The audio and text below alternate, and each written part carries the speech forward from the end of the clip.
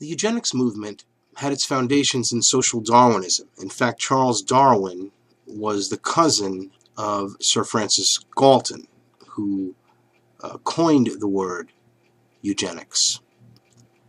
In essence, it's a group of elitists that believe that they should have control over the society, and that the drags on society should be eliminated, basically, and not be able to reproduce, for such as the feeble-minded, quote-unquote, mentally challenged, and of course blacks and Hispanics and things of that nature. So they're a bunch of loving people who were funded by all the best people, the Rockefellers, the Carnegies. They all funded this and spent billions of dollars to try and depopulate this segment of society. But today, we are all under the elitists' microscope for sterilization, depopulation. The problem of the socially fit must be treated not as one of color, but as a problem of the spread of feeble-mindedness. Dr. Charles Davenport, 1913, director of the Eugenics Record Office, Cold Spring Harbor, New York, and co-founder of the American Eugenics Society. The eugenics realized that they could not promote their agenda simply because they knew it would be viewed as politically incorrect and socially unacceptable. So what they did was use code words that were once successful in slavery, terms such as feeble-minded, unfit, words such as imbecile, immoral, criminal. They tagged those labels upon the targeted community. These words were less inflammatory, so it let society more or less not be totally alarmed of the original intent, but deep down inside, I believe everyone truly knew what segment of society and what people they were actually talking about. Even a cursory glance at the charts, photographs, and diagrams used to popularize eugenic ideals reveals that the unfit were swarthy, black, and ugly by Anglo-Saxon standards, with flattened noses, wiry hair, and prognathous profiles. Harriet Washington, author, Medical Apartheid. In the early 20th century, the white elitists who made up the eugenics movement were no longer just philosophers and academics. Now they were industrialists and billionaires who had come to embrace a worldview that was essentially identical to the eugenics movement.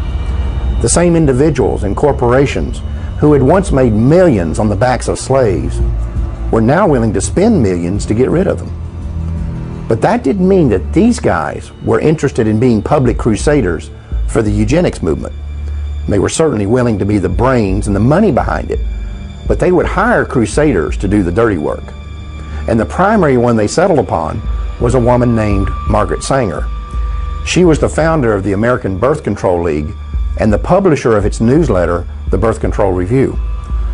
On a practical level, the relationship between Sanger and these elitists was basically a marriage of convenience.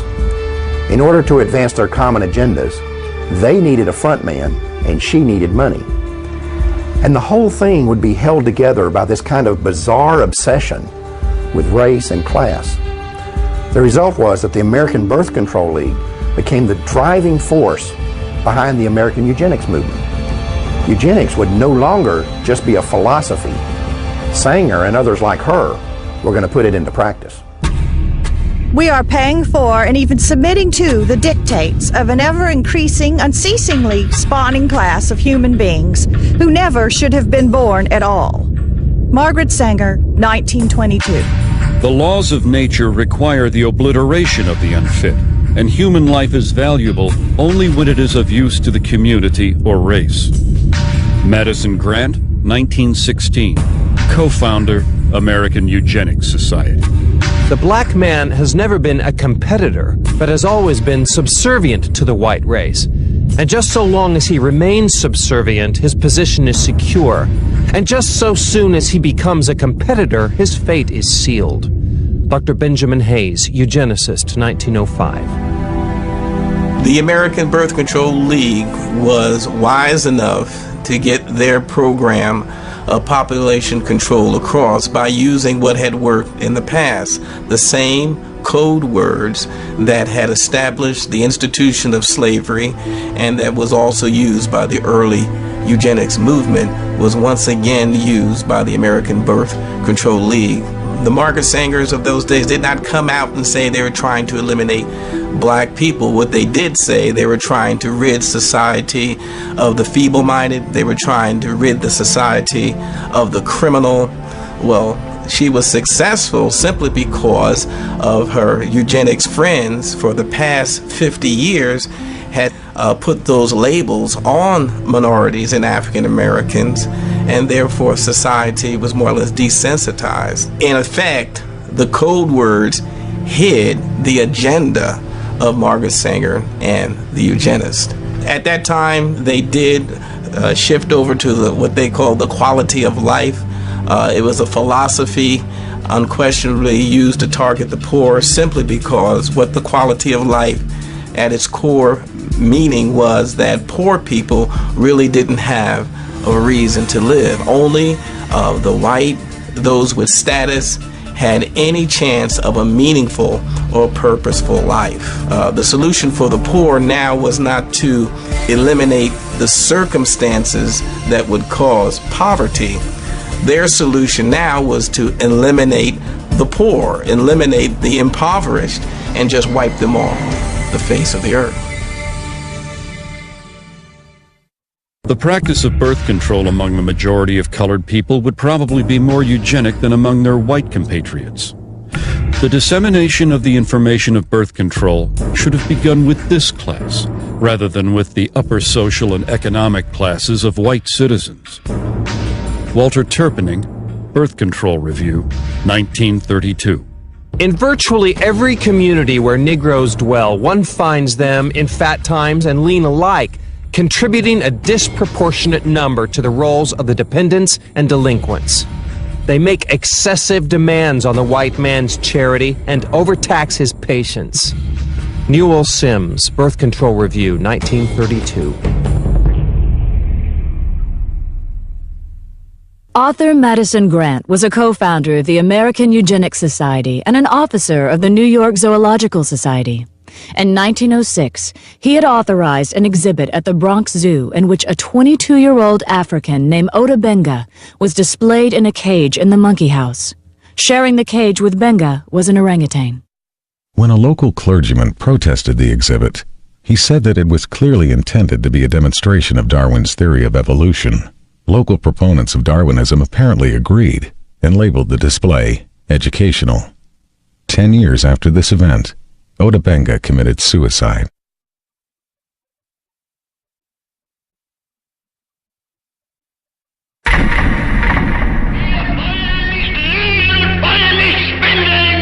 During Hitler's regime, the Germans were supplied with elaborate charts and complicated theses supposedly proving the superiority of the German people. It is interesting to note that at the bottom of these charts were the colored people of the world, most conspicuously, the black people. Floyd McKissick, National Director, Congress of Racial Equality, 1967. An often overlooked fact about the German Holocaust is that the Nazis did not simply target the Jewish population. They went after the black community as well. Under the threat of being sent to concentration camps if they did not cooperate, Afro-German citizens were not only forced to undergo sterilization themselves, they were also required to turn over their children for sterilization. In his book Mein Kampf, Adolf Hitler explained the motivation behind such programs. The Jews were responsible for bringing Negroes into the Rhineland. It suits the purpose of the cool, calculating Jew who would use this means of introducing a process of bastardization in the very center of the European continent, and, by infecting the white race with the blood of an inferior stock, would destroy the foundations of its independent existence. Adolf Hitler, Mein Kampf. The Nazi attitude toward blacks was clearly defined in a 1944 book by Robert Ley, who was the head of the German Labor Front. Lay characterized the Jewish race as a disease-riddled parasite that had been created by unnatural inbreeding between white men and the racially inferior Negro. He described the result as a racial swamp that would eventually destroy the natural superiority of the Aryan race. Another Nazi publication described blacks as African brutes who had not been tamed even by centuries of slavery. It went on to say that any effort to assimilate people of African descent into civilized society was a waste of time, and that the lynchings of blacks in America did not merit any regret. Since World War II, it has been well documented that Adolf Hitler was profoundly influenced by the American Eugenics movement, and that many of his government's racial policies were actually developed from the writings of American eugenicists like Madison Grant and Harry Laughlin. In fact, Hitler referred to Grant's book, The Passing of the Great Race, as his Bible. Meanwhile, American eugenicists were routinely praising Hitler and holding up the Nazi eugenics program as a model for the United States to copy. The leader of the German nation, Adolf Hitler, has been able to construct a comprehensive racial policy of population development and improvement. The difference between the Jew and the Aryan is as unsurmountable as that between black and white. Germany has set a pattern which other nations must follow. Dr. Clarence Gordon Campbell, 1935, President, Eugenics Research Association, New York. Francis Galton, who coined the word eugenics. In essence, it's a group of elitists that believe that they should have control over the society, and that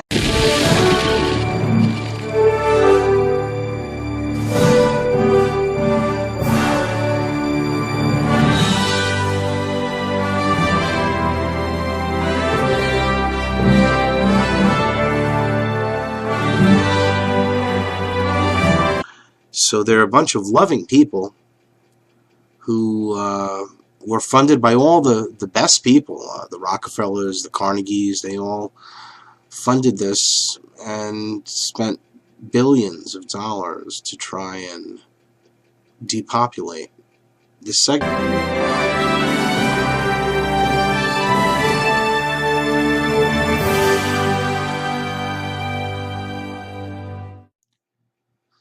The eugenics movement had its foundations in social Darwinism. In fact, Charles Darwin was the cousin of Sir Francis. The drags on society should be eliminated, basically, and not be able to reproduce, for such as the feeble-minded, quote-unquote, mentally challenged, and of course, blacks and Hispanics and things of that nature.